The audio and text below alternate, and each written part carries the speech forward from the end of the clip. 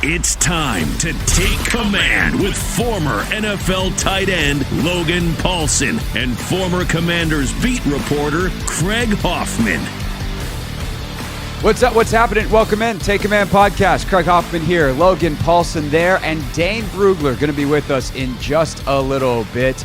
Dane and The Athletic have published The Beast yet again. It is an interactive site this year, which is very, very cool. Very easy to navigate. It's much, I will say it feels a little less nerdy, Logan. The nice interactive, pretty site. Last year, it's like, oh yeah, I'm grinding through this PDF that's a black and white document that should be probably printed out in like a binder. But that's all right. It's still amazing, and it's actually more user-friendly. And it's available this year to everybody, Logan, which is pretty sweet.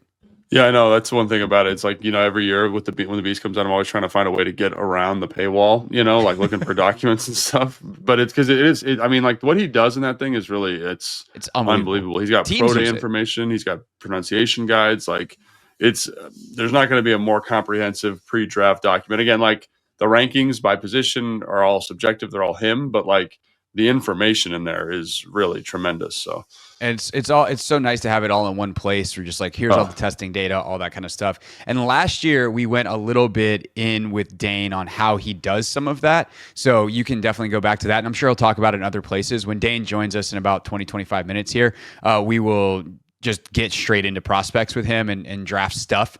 So we're going to try to maximize. We only have about 20 minutes with Dane, so we're going to try to maximize that time on the football, less so on the process this year. Although it is worth checking out other interviews he's done, including with us last year, on how that thing comes together. Speaking of how things come together, Logan, you have been working on your big board, and you signed on to the StreamYard here this morning, and you just go, dude, this thing's a beast to put together. No pun intended on the beast, a beast for Logan.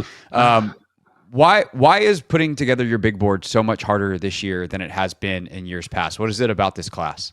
Yeah, I think, it's interesting. Like last year it felt like that's probably spoiled me a little bit. Last year's the first one I did one like in earnest. Like I've done them before, but it's always been a little bit like I'll use someone else's rankings and, kind of parse those together or use something like the Beast to kind of help me kind of guide the process. And this year I'm kind of doing it, or last year was the first year I did it in earnest. You're doing it, you're baking from scratch as opposed to a starter kit. Correct. Yeah. And so like last year, I felt like it was, I don't want to say obvious, but it was very clear. It's like, these players are good. Like these guys are like worthy of a, top 5, top 10, top 15 pick. And it just kind of fell really nicely. And there was some subjectivity to it, like, Latu versus Jared Verse or whatever. But like, they were both going to be good. You know what I mean? It just depends on how good and what system and all that kind of stuff. This year, it just feels like there's way more questions about the prospects, way more uncertainty. And like for me, uncertainty tends to drive people down boards. You know what I mean? So like in this year's class, we were just talking about the edge rushers. Like I look at the edge rusher and there's one guy, Abdul Carter, who to me is definitively the best, maybe the best player in the draft. Like he's like top 3 for sure for me. But then after that, it's like, the difference between Mike Green right now is my second guy. But again, I don't have any off-field information about him. But like the difference between Mike Green, Donovan Ezuraku, Nick Scorton, Sherman from Texas A&M, Shamar Stewart, right? Like James Pierce, like it's very, very small. Like it's almost to Landon Jackson before there's like a definitive difference. Like I really like Mike Green. He might be in his own tier, but again, then there's that off-field stuff. So like, and then I kind of was like going through and I was like, if I was tiering this last year, like where would all these guys go? And to me, it's like, oh, they'd be in this like 20 to like 45 type range, like even Shamar Stewart, who I love the athlete. I love the physicality, just not overly productive. There's not like a ton of polish there. So like, I like the player, but again, is he worth a top 10 pick? Like, probably not, Walker from Georgia is another guy that I find really interesting because he's like this off-ball linebacker hybrid. And I know there are people that absolutely love him, but I'm like, he's not great at off-ball linebacker. He's not big enough to play true edge. He's got good pass rush juice, but there's risk there. We talked about that with Jeremy Green. You're like, that's going to push down. And then, there's other positions that should fill that up, right? That's how it should go. Like if there's uncertainty. Theory, yes. But not this year necessarily. And so all of a sudden in every single mock draft, Jalen Walker is being mocked 8th to Carolina. Yeah. And it's like, how is a dude with this many questions the unanimous 8th pick in the draft? Yeah, and again, like just to be clear, like he's a good football player. But and if he went to Washington at 29, I'd be like, damn, like good for us. You know what I mean? But also, you wouldn't be based off the talent. You wouldn't be like, this is totally ridiculous that he fell.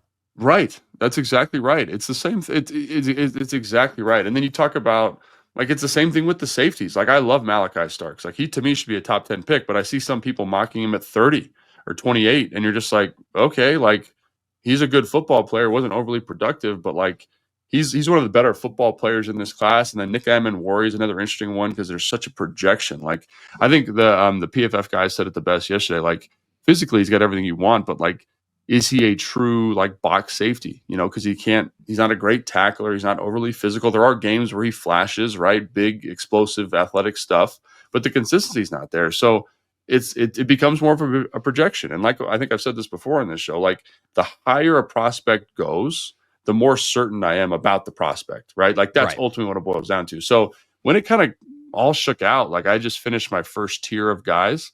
I think I had 6 guys that were like tier 1-ish type players. And even that, I'm like pushing guys in there because people got to get drafted. You know, that was the other weird thing about it. It's like, you know, some people say, oh, I don't put second tier guys in my mock or my big board. Great. You know who, but people have to get drafted there. They have to. So like, where do you put them? Like, do you just say, oh, there's no tier 2 guys, I'm not drafting anyone between 10 and 25? Like, no, that's ridiculous. Like you got to draft somebody there. So like, I fill mine in is basically what I'm saying. Yeah, so guys wind up moving up, and maybe that's that type of thing where you elevate based off of your need. It's like, well, this is the next best player on the board, and this is the position that we go. The other thing that's weird, I think, about this class, and especially if you contrast it with last year, is the quarterback class is just not good. Yeah. And well, I mean, Cam Ward, I would say Cam Ward's a good player. Yeah, but like he's the 4th or 5th. Now, again, last year's quarterback class is insane, but he's the 4th or 5th guy off last year. Yeah. Like, where do you have him relative to Penix and Nix? So, yeah, I guess to me, he would have been slightly ahead of them. Like, he's in that group, like that cluster of guys. You know what I mean? Because it's like. So, he's below Williams, May, Daniels.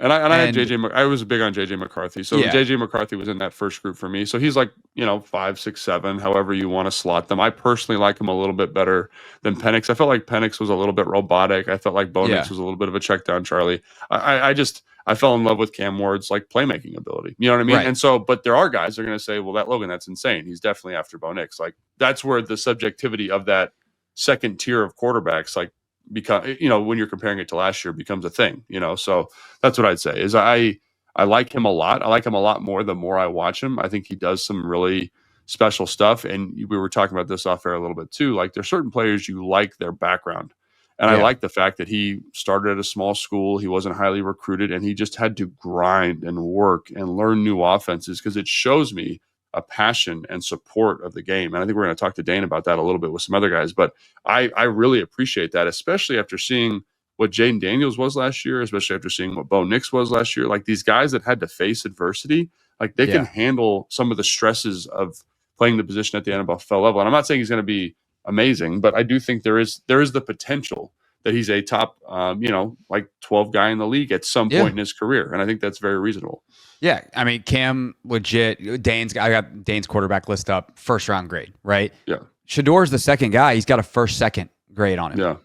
Jackson Dart, second, who, by the way, I saw, talk about guys getting pushed up positionally.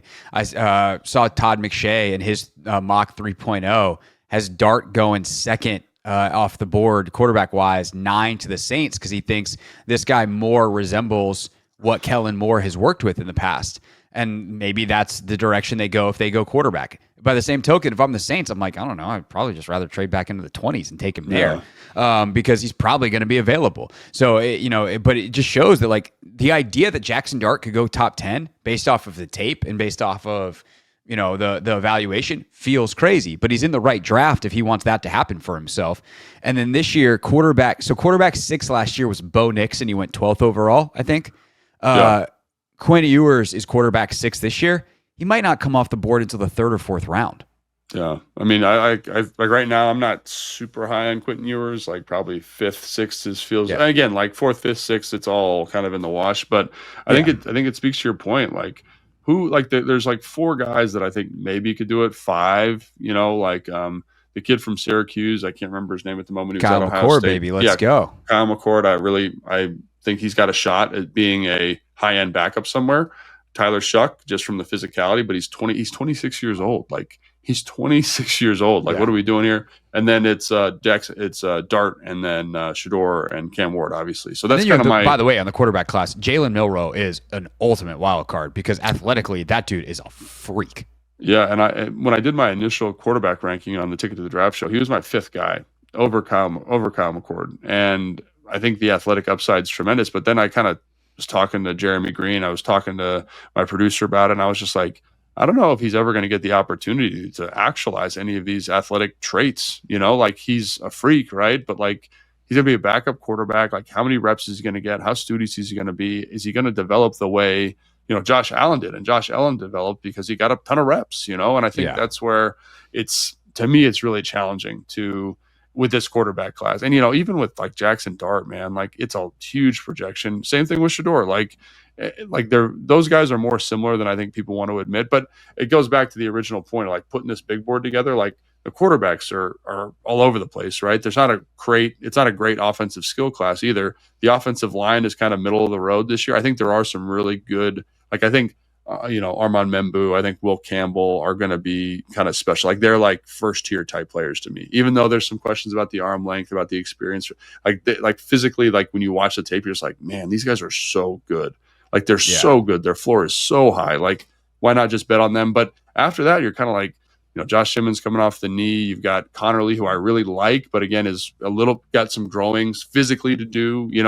Donovan Jackson from Ohio State. I played left tackle. I think he's a safe projection at guard, but again, like, end of the first round. And so like, you lose all like the middle meat of a good first round. And I think that's one of the things. Like, I was doing a show with Fred Davis, and he was like, instead of 1 first round pick, I want 2 second round picks this year. I just think that's where the value is. And that's kind of what this process is showing me. Like, I was doing edges like the other day and trying to rank them in my horizontal board. And I was like, these guys, I'd like to pick all of them between 20 and 45. Like, that's it. And so again, like, that's not going to happen. Someone's going to get bumped up the board, but I think it speaks generally to like the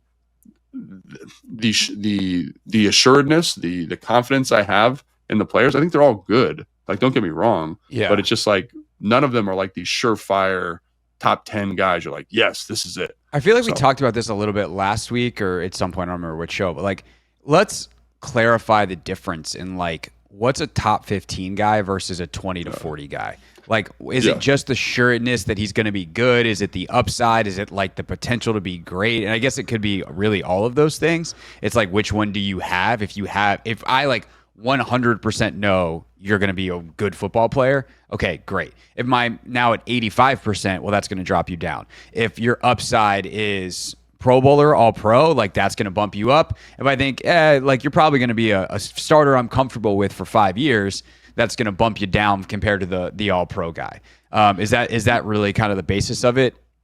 Yeah, I think it's definitely. So to me, it comes down to confidence, right? Like, what's the confidence that you are going to be a serviceable starter in the NFL? Like, that's like baseline to me for like a top 15 pick, right?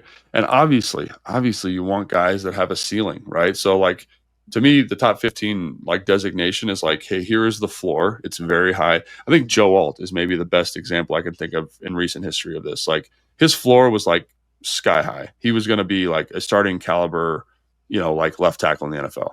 But after watching him through his rookie year, like, it's like he could be a Pro Bowler, right? Like, that's kind of the ceiling for him now after seeing him kind of execute that. And I think that's what, like, when you look at Will Campbell and Membu, it's like, they're very, very good. Their floors are very, very high, but they also have the ability, if they kind of work at it and develop a little bit, develop the way you would think based on their physical tools, that they could potentially be kind of, Pro Bowl type guys that you can build your franchise around. And again, they're not that right now, but they can develop into that.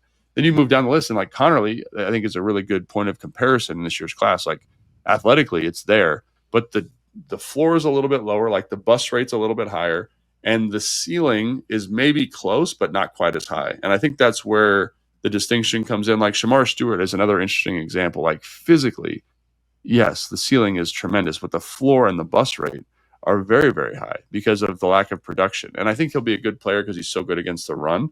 But it's like, are you ever going to actualize like that 10 sack a year type guy? Are you ever going to get your Aiden Hutchinson out of him? People would say yes, but like I'm saying, that's more of a risk than you want to admit, I think. And so that's where, again, some of that uncertainty levels out. Like, so like, just to give you an example, like my top 7 guys are like Cam Ward, because I'm pretty confident he's going to be a good football player, like in that first tier of player. Yeah. Cam Ward, Ashton Genty, Colston Loveland, Membu, Will Johnson, Malachi Starks, and Derek Harmon from Oregon, the defensive tackle. Like that's my first group of guys, right? And so everyone's like, well, no Mason Graham. And I think Mason Graham's really good, but he's got short arms. Is he ever going to be an elite pass rusher in the NFL? He was never that in college. And when you look at the guys who are making a lot of money in the NFL right now, it's guys that rush the passer. Yeah. So like, that's where it's like, yeah, his floor is high, but where's his ceiling? And so that's where a guy like Derek Harmon from Oregon, I think jumps him because his floor is high and his ceiling's high. And that's how I feel about that entire group. Like, you know, people like no Tetra McMillan. Like, I think Tetra McMillan, I like watching him. He's my number 1 receiver.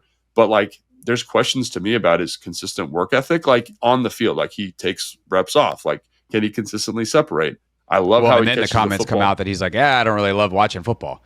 And you're like, oh, well, that probably matters. That probably matters less if I don't see that on the field sometimes. Right. And so that's where it's like, those are questions, right? And it's like, are you ever going to be a true X? If you're like, you could be a good pro, but are you going to be a true X? So if I'm taking that top 15 guy, the guys that I listed out are guys that I think have high ceilings and high floors. And everybody else is a little bit like, you know who else I'd probably think about putting in there is Mike Green. Mike Green could potentially make it in that group. But again, the off-field stuff to me, I don't know it, so I can't speak to it. So that adds a level of uncertainty that makes me a little bit nervous. And so the off-field stuff with Green is there's multiple sexual assault allegations against him. From Virginia, right? Yeah, well, there's one in high school, and then there was another one at University of Virginia that never fully got investigated because he left. And, you know, he says that, you know, nothing happened, you know, so he denies the allegations, the accusations. But there's obviously a lot of teams really concerned about it, especially because it's multiple. And like you have teams, I really appreciated Howie Roseman saying this on McShay's podcast back at the Combine.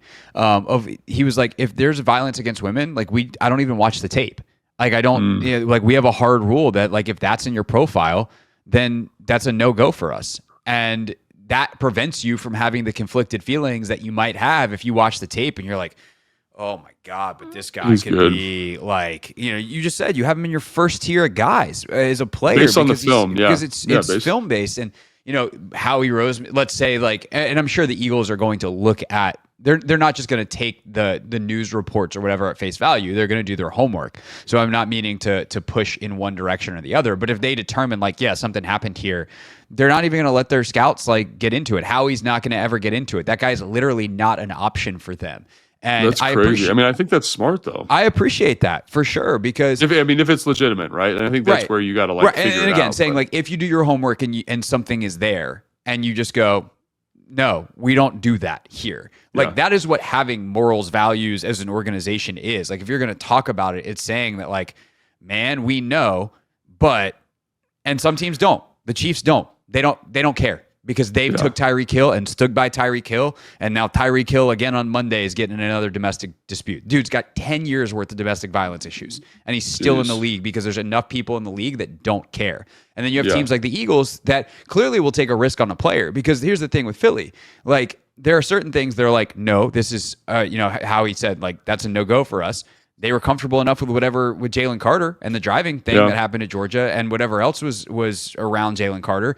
And they think that, you know, hey, that's something that for whatever reason we can tolerate. So like, I don't mean to say that as like a moral high ground here or there. I'm just saying each team is going to have their own rules, and there's going to be guys that rise or fall on draft night, both because of things that we don't know about, and that could be off the field or medical, or like there's going to be GMs that interview guys and fall in love with them. They think like, oh, I saw a speck in the Iowa game of talent, and I talked to that guy and I can get the best. I know that we can get the best out of him. And it might work out, but also sometimes those wind up being just as big of mistakes as the guys that they screw up in the other direction. Yeah, it was so interesting. I was talking to like a director of security for a different team when I was at the combine, and I was like, so and so, and he wasn't giving me any specifics because he can't. But it was like the amount of information that they have. He kind of passingly was like, oh, there's this player X, right? Yeah. He was like, oh, in high school he got this, and like that was, and I was like, you went back and looked at his high school stuff, yeah, and it's like, oh, he had this issue in college, but like we've met him and we've talked to him about it, and it's fine. And I was just like, the level of detail that these teams go, like that's where like this is such an unfair process, I think, for the media to do this, because the amount of information that these guys have medically, personality wise, like work ethic wise from the coaches is just on a different level. It's just on a completely different level. Like they've met these guys, they know how they're wired, they know how they're going to fit in the building. And so like when you're like, that's another thing about for me putting together a big board. You said, oh, do I do it for the Commanders? And part of it's like, yes, but also like, I don't know the guy. And I know that that's such an important part of their process, And so to me, it's unfair. It's unfair to me even be like, oh, why didn't the Commanders take player X? Because I think he's really good. Like they have infinitely more information than I do. And so that's another thing that makes this really hard. The Jeremy Green one, the James Pierce one, like, the thing, even with Tetro McMillan, like if you talk to him, because I heard that clip came out from when he was his sophomore year of college, right? So he's a different player now. Like I'm sure you watch his film now, like talking to his coach, understanding how he's wired and what his work ethic looks like, it's going to be different. And so I think that's another thing I respect about Dane and the Beast is he does do a lot of this scouting stuff. And that shows up in the Beast, which is great too. Yeah, so you get so much of the story, which is so critical to understanding the person and thus understanding the player.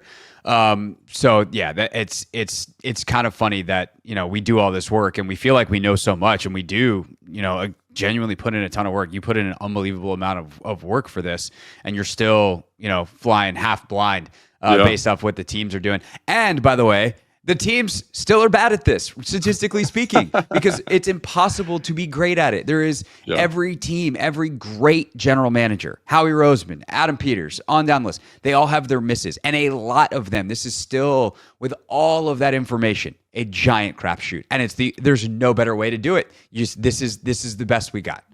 So did I tell you, like Fred and I had a bet last year where we picked 5 prospects, and then we compared them again this year, and we're going to air the result of the bet on the show. Oh, no, that's awesome. I just saw the list of my guys, and I just was like, one of them, Ricky Pearsall, was shot before the season, and again, that's terrible. Can't count for that, but that affects his production in the year. Yep. Another offensive lineman who was never hurt his entire college career tore his rotator cuff in training camp and is out for the year, right?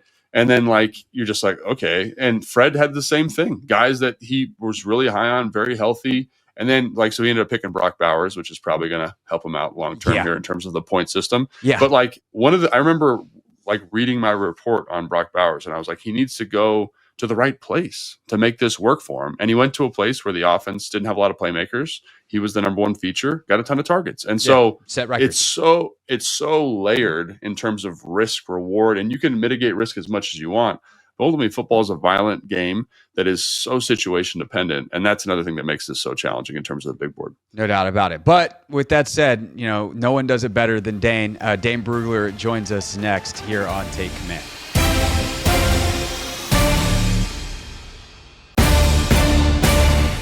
Joining us now, Dane Brugler from The Athletic, their lead NFL draft analyst and author of The Beast. We told you off the top of the show, available now. It's incredible as always, Dane. And we're going to dive right in. So I was actually reading through some of the edge guys yesterday and was reading Donovan Ezeraku's profile. And it sparked a thought in my mind that I wanted to ask you today. Ezeraku's a guy that had to earn it. I think 21st or 22nd in his own draft class at Boston College, not exactly a football powerhouse. And when I think back to the Commanders last year, they took a ton of guys who had similar stories, guys who had to earn it. So as you've done all this biographical work on these guys, who are some of the earn it guys, the guys that you think really stand out as guys that overcame something or found their way, from their high school time to where they are now as draft prospects to really elevate themselves that perhaps a guy like Adam Peters might be interested in?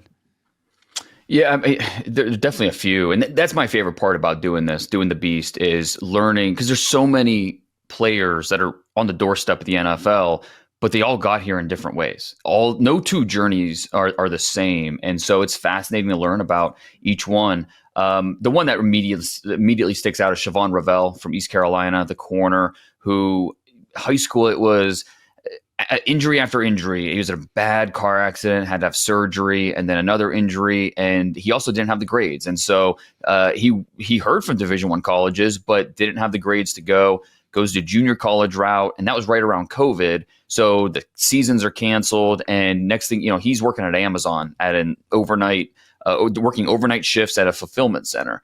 And he just didn't. The dream was still alive, barely. He basically signed up for a camp at East Carolina to go work out, and like basically a tryout.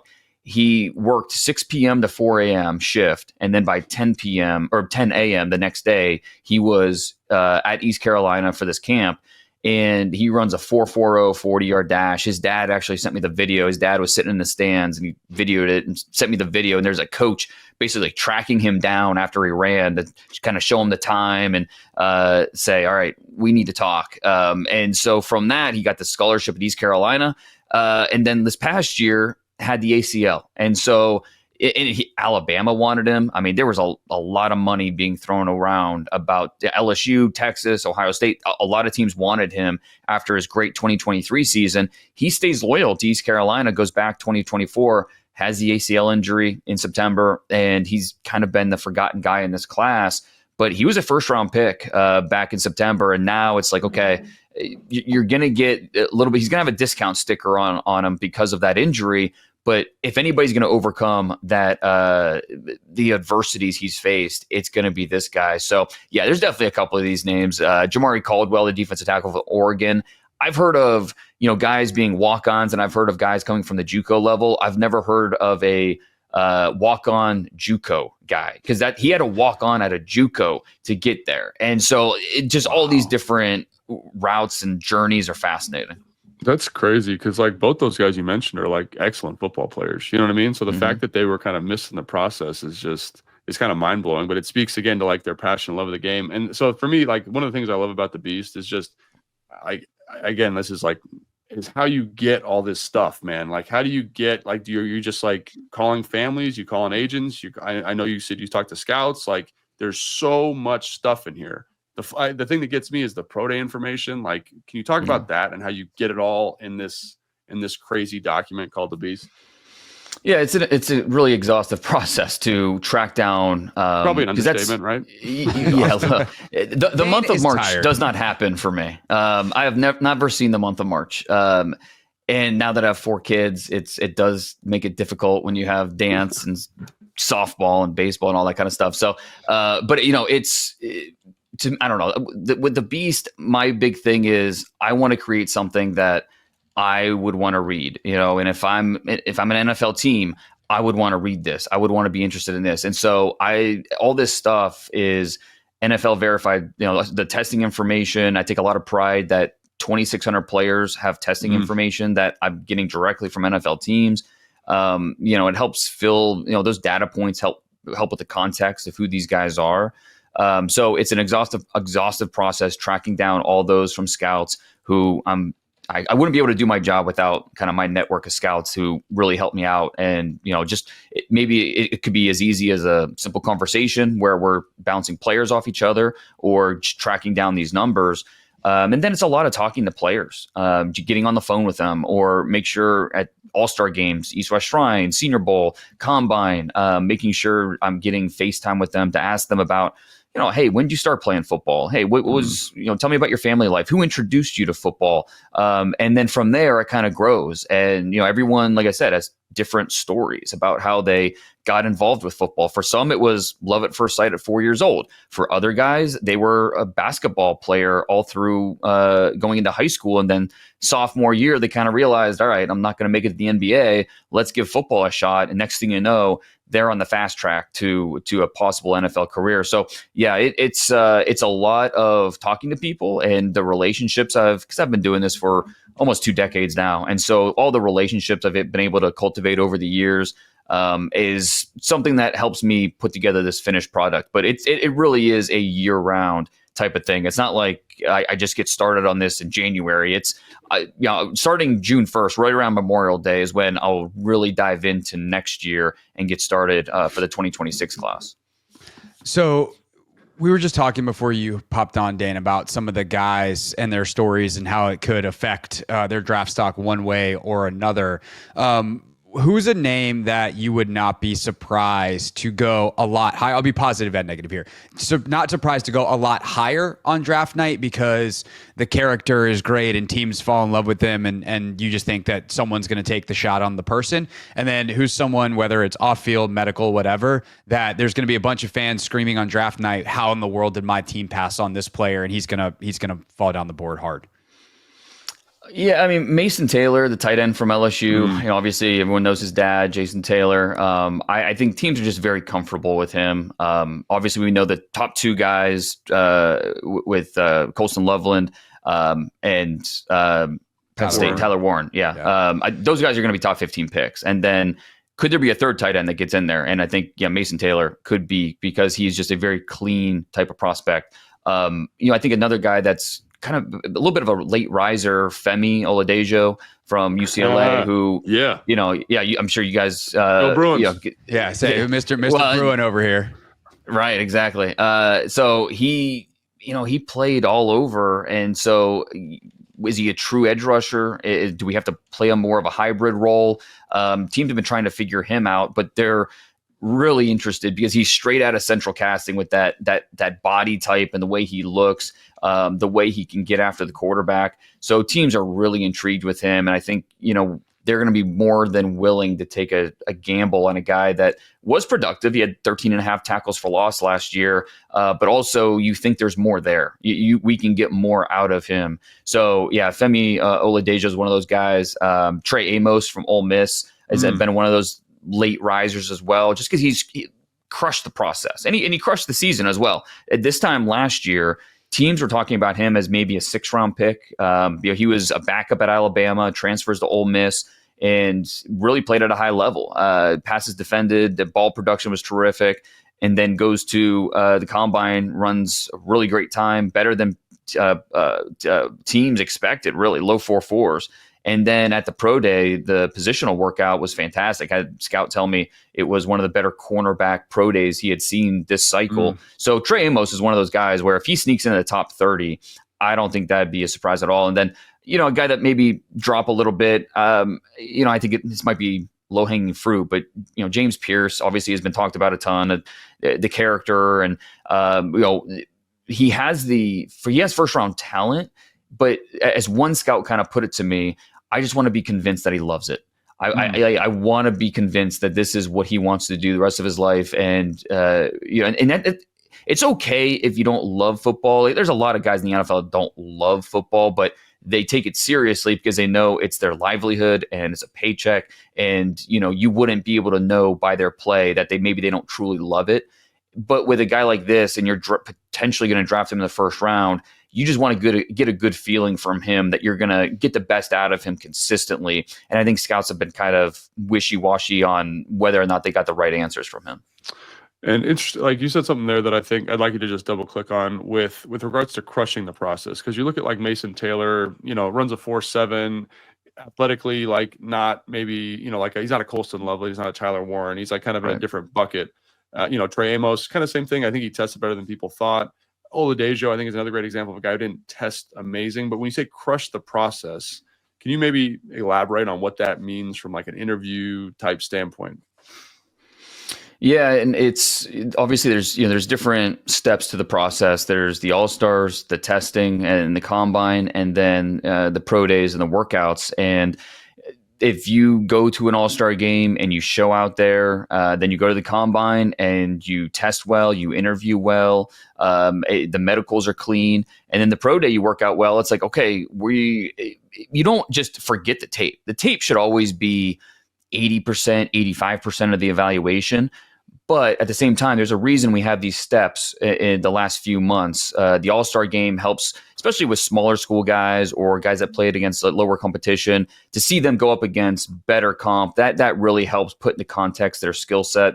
Then the combine, it's combine's kind of like taking the SATs. Like it's everyone's taking the same test, and it kind of gives you a better idea of who they are as athletes. And then, the pro day and the personal workouts, 30 visits as well. The 30 visits, I think people kind of, maybe they look at it maybe differently than I do, because if you are a clean prospect and we know everything about you, we're not bringing you in on a 30 visit because we don't need to.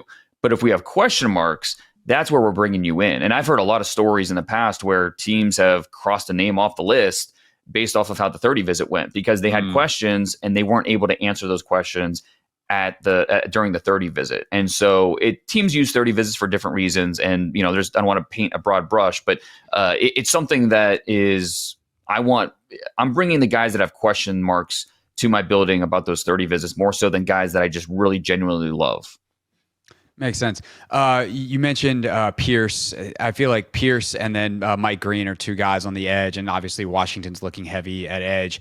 The character off-field stuff has come up a lot, and thus their range is very wide. We know teams are doing their homework on Green with the two sexual assault allegations, high school, and then one that kind of in a roundabout way causes him to leave University of Virginia. Have you gotten any sense of what teams have found as they have done their homework and where his status is with a lot of teams?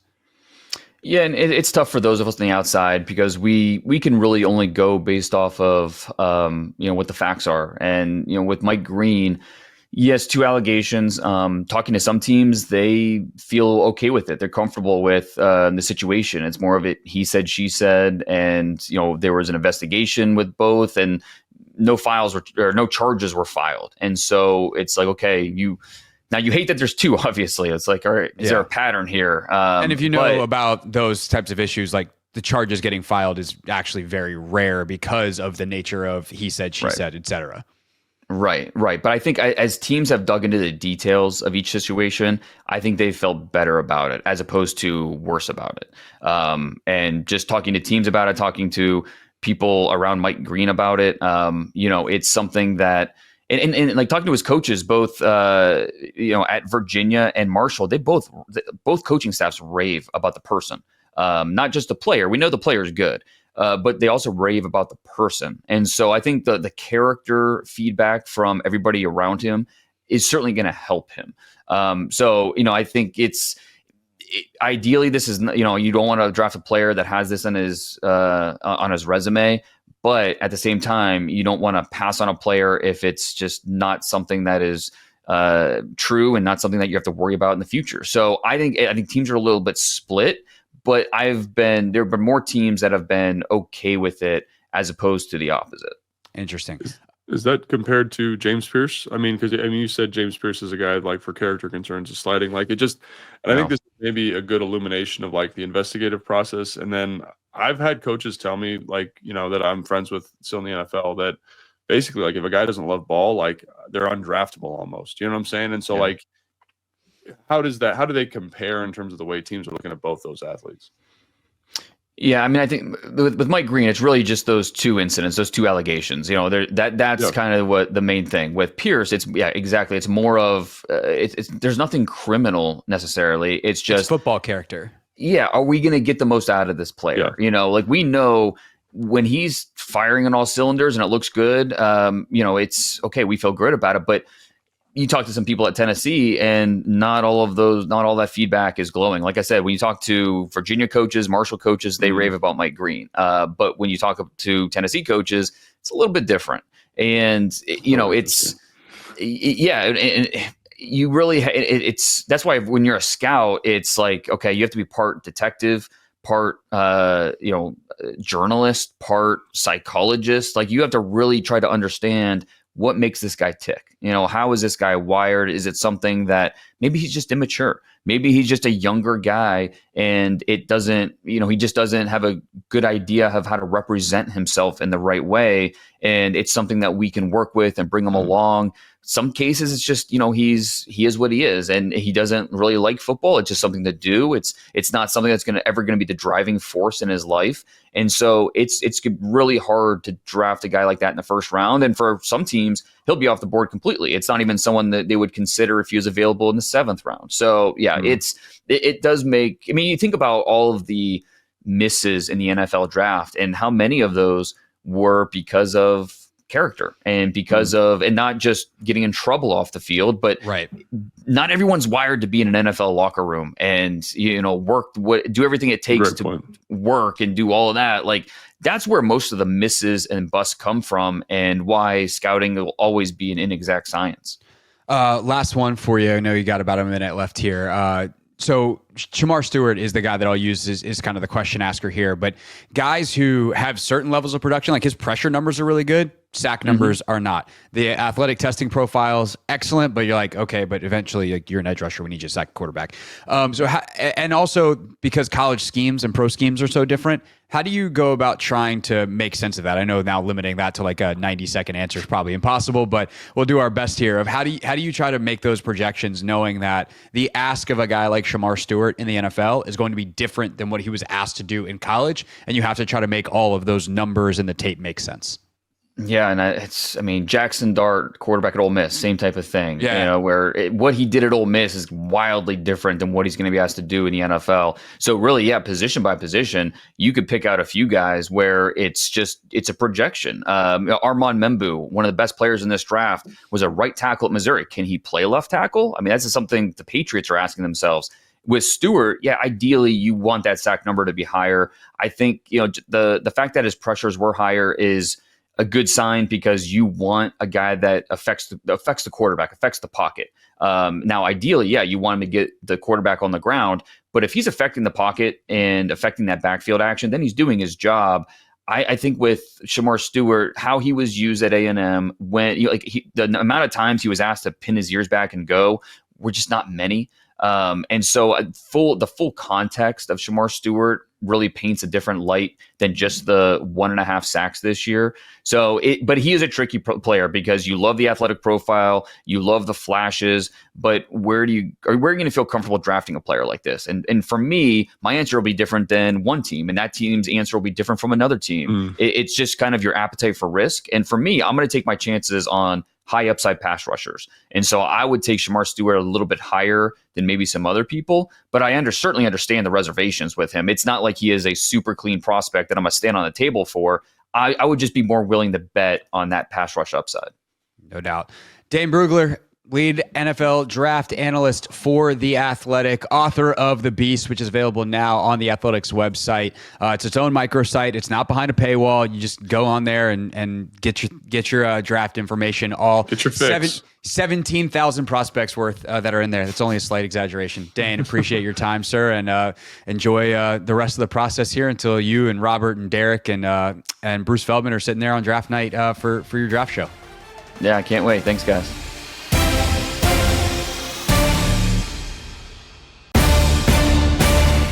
Thanks again to Dane Brugler for joining us here on the Take Command podcast. I'm Craig Hoffman. That is Logan Paulsen. And Logan, the Shamar Stewart conversation is one that I just wanted to wrap up here, both like on Stewart as a guy that uses the example here, but also generally speaking. The way that guys are used in college is totally different because offensive schemes are so different. There was a funny post going around last night on social media. Someone posted a screenshot of like the Tennessee offense, and you got these receivers that are 8 miles from the quarterback. And you're like, how am I supposed to try to compare this to what am I going to ask a guy to do in the NFL? Offensively playing in the system or defensively playing against this system? So as you look at a guy like Shamar Stewart, 39 pressures last year. That's great. A sack and a half. Not so good. I can teach a guy to tackle better. He's got one of the highest missed tackle rates in the league. I can't teach a guy to have an 11-foot broad jump as Shamar Stewart basically did at the NFL Combine. So how do you, when you're circling back to making your big board, how do you try to make sense of these guys that play in these systems against these offenses, especially, or in these offenses that just don't ask them to do the things they're going to be asked to do in the NFL? Yeah, so I think like obviously there's certain guys like Abdul Carter is a good example. He just rushed the passer. You know what I mean? Like that's like what that defense allows him to do. It's much more similar to what you'd see like from an NFL defensive end.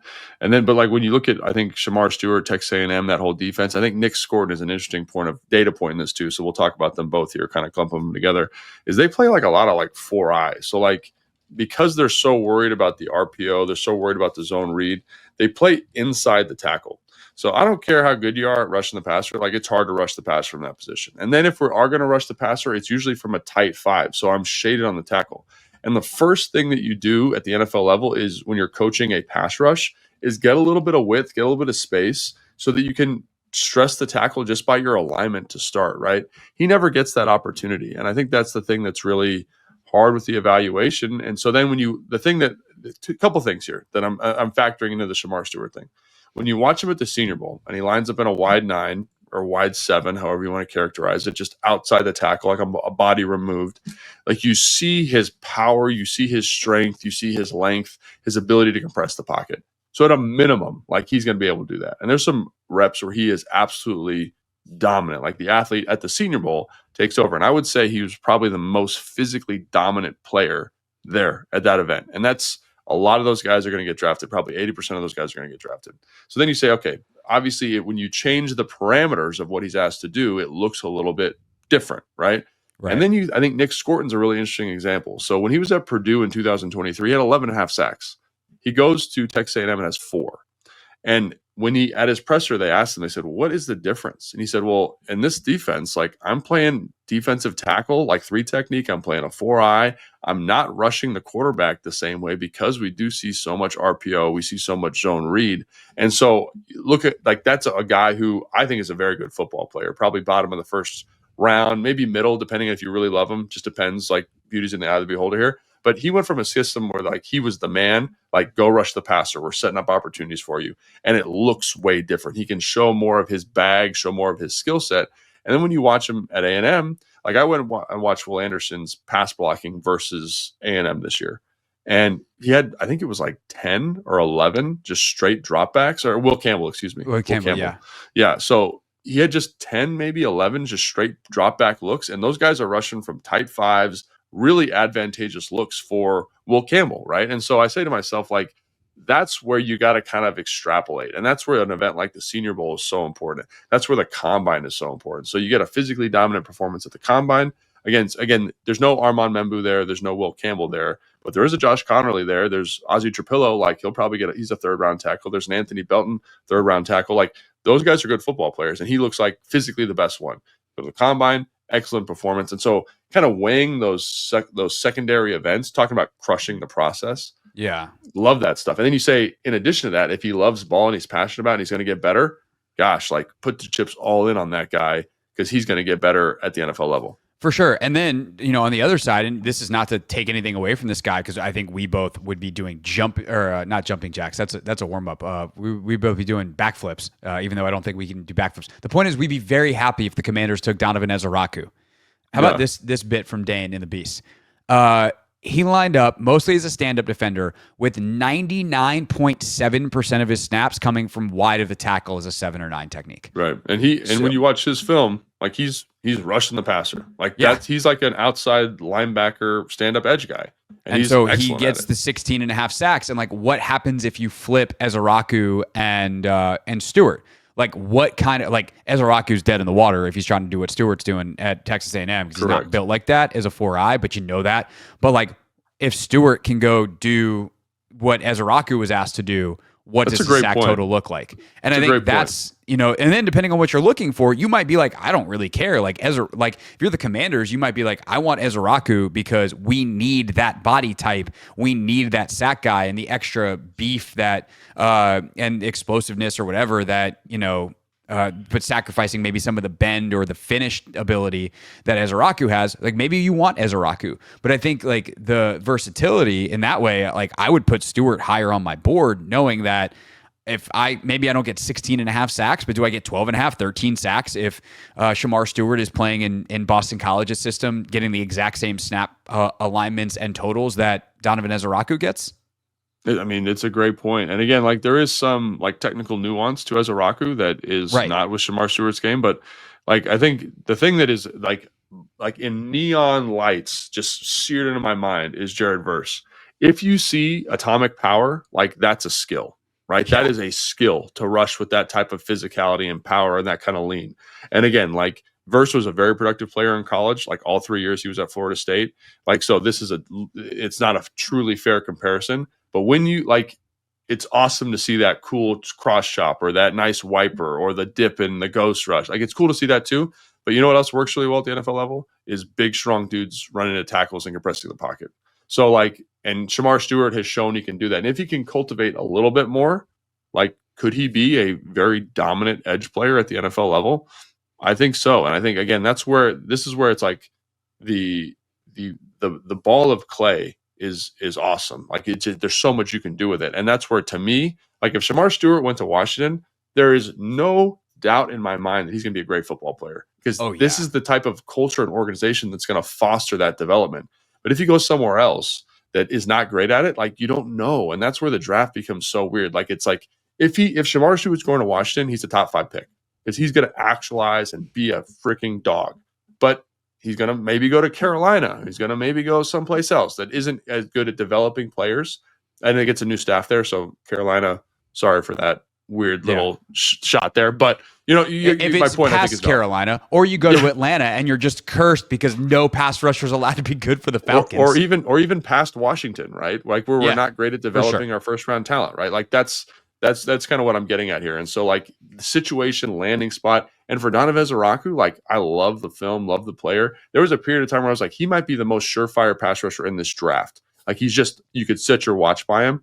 But he has scheme agnostic as a guy like Shamar Stewart, which is a great point by you. No. So he's got to go to the right situation. Like, everyone says, oh, he's Nick Bonito. Yeah. You know what Nick Bonito gets to do is just rush the passer all the time. Like, that's what he gets to do. And so, like, that's going to, if Donovan Zaraku has that same role and he goes to Denver and he does that, yeah, he's going to be awesome. But not every defense works like that. I think that's important to remember when projecting these guys to the next level. It's the player is, I think, the evaluation. I feel very confident about the evaluation, but the landing spot is also so important. For sure. And then you get to the point of, if you're the coaching staff and you're getting involved in the process, which would you rather have? Would you rather have the polished technical guy in Zaraku, or you just be like, I don't know, Shamar Stewart seems like a pretty cool ball of clay. Like, we can develop that. And sometimes that gets coaches fired because they think they can develop a guy, and it's like, no, he just actually can't do that stuff. And sometimes it works out, and you have guys that unlock new skills because you put them in different positions and you teach really well. And, you know, I will say this too. The strength coach in me, Logan, looks at a guy like Zaraku and goes, I don't know if I can develop atomic power, but, like, we know how to make guys stronger and more powerful. Like, if he's 248, I think right now, is what the weigh-in was at the combine. I think that's right. I feel like I could get him to 260. Like, we could do that. We can feed him some chef extra protein for Zaraku. Yeah, like 255, 260, whatever. Like, pick one. We can do either, depending on what's best for him and how to make sure that we don't put on too much, that he doesn't lose the bend and the quickness and the things that make him really special. Don't mess up his timing. So, like, that. These are the questions. None of these guys, none of them are finished products. And so, how are you going? Like, which traits do you want that you want to develop? And what, on some level, you have to know your own history. Like, if I'm Dan Quinn, I feel really good about getting a guy like Shamar Stewart. And again, do we think Shamar Stewart's going to be available at 29? Probably not. If he is, hallelujah. Because if he gets to Dan Quinn with his history of developing pass rushers, watch out. That dude's going to be a stud. But if you're another team, maybe you've got a great tradition of helping guys athletically with their strength, their power, their body types, whatever. Yeah. And that is, you know, you're looking for undersized guys that you can say, like, hey, we're going to feed you a little extra and turn you into a stud NFL player. So it's just really hard to know. You know, you want to be, and as an organization, you want to be able to do all of them. You want to be able to look at your strength coach and be like, this is a you project. You want to be able to look at your D-line coach and be like, this is a you project. You want to have strength all around, but, like, knowing your own strength and weaknesses as an organization is ultimately going to be one of the key factors in leading to organizational success.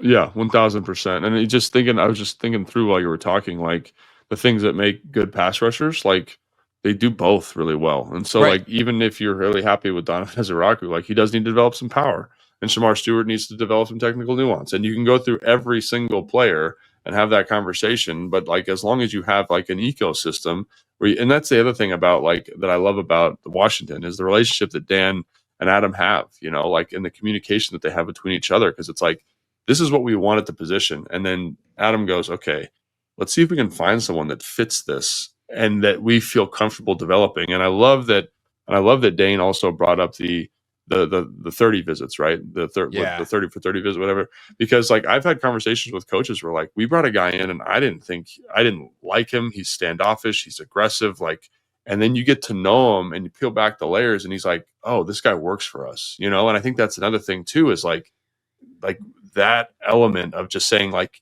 even though initially he doesn't feel like a cultural fit, he is. And now we can develop this guy because he's going to buy in. He's going to do what we want to do. And so again, like this is the fun part of the draft to me, is you're dealing with people, which are unstable variables. There's not like a consistent, like linear progression, right? Right. So it's like, you got to kind of say, hey, like there's this person and then there's this organization, and both things are always varying. And so I think that's the thing about this process that is so fascinating. And you try to mitigate risk as much as possible in your evaluation, but ultimately it's like, that's the fun stuff. Yeah. And, you know, you might think that this guy's a great fit and it might work in year one. Your D-line coach gets a DC job somewhere else. All of a sudden doesn't jive with it. Like, they're constantly changing variables on all the things, or stuff happens in the kid's life or whatever. So you're just trying to make the best bet that you can. And obviously we'll continue to talk about all these guys from everything that we know and can find out leading up to the draft. Although the we changes next week because Logan is headed on a much-earned vacation. And we are ready, Logan, to announce our full plans for next week. We already announced part one, which is on Monday is when we will tape the. Actually, sorry, no, Tuesday morning we will tape this. So you have until Tuesday morning to get your mailbag questions in for John Keim. Cakes is going to come on the show. So John and I will answer your questions. Full episode with John, full 45 minutes. Although the way John and I go, probably be closer to an hour. But John and I will do a mailbag episode early in the week, taping on Tuesday. We'll get it out to you by mid-afternoon. So you should have it for your drive home if you're not listening to the radio. How dare you not listen to the Hoffman Show on the Team 980? Listen to it on Wednesday morning. Then later in the week, we have rarely, Logan, gotten the kind of feedback we have ever gotten on a guest like we got for our guy, Jeremy Green. And so I decided we're just going to give the people what they want. We're going to replace one beautiful ginger beard man with another. And we Smart. I think the plan, Logan, is we're going to go, like, what could you possibly do with Jeremy Green's skill set that would fit it better than a 7-round mock draft? That's what you're going to do? I think that's what we're going to do. I think we're going to fire up a simulator, and we're going to make at least 5 picks for the Commanders. They currently have 5. We'll see if we wind up trading back at all. But the dude has 500 players on his board. Why wouldn't we? I'm going to have to tell him, hey, man, we're done. You don't get to sign a crop of undrafted free agents. That's not how this goes. No, I have other things to do, sir. But the one, the only, Jeremy Green is going to join me in the mock draft war room. We will talk through what happens before the Commanders pick at 29. We might even go slow through the first round at the very least and see if there's anybody worth trading up for. But we'll figure out the details. Point is, I think we're definitely doing a mock draft with Jeremy Green. I think we're going to go 7-rounder. Hold on to your butts. It's going to be an adventure. That's next week on the show. Very excited for it. Thanks again to Dane Brugler for joining us today. Logan, have fun in London, sir. Yeah, thanks, man. Appreciate it. And we'll see you next week with John Keim back here on Take Command. Thanks for watching this clip of Take Command, which has a brand new home. That's right. You can watch on YouTube at the Team 980. You can also listen to full episodes in the free Odyssey app, which is now enabled with Apple CarPlay. So we'll just, follow you around.